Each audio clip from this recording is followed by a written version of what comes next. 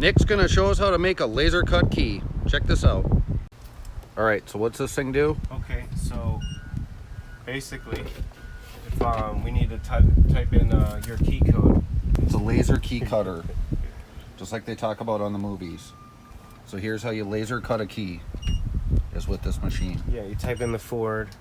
Let's go 1085 X-ray. For an example, for a key code would be like 1085 X-ray on like, let's say your Ford truck.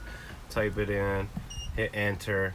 That key code is saved in the database. So there's your cuts and your key. Tells you where to set it in the machine. Put your key in there. Set it to the tip of the key to the second line. And hit cut.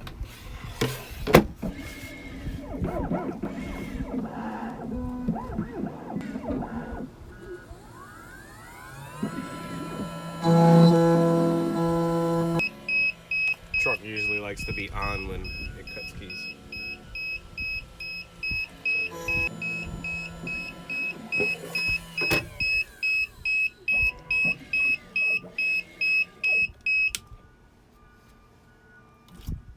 And there it is.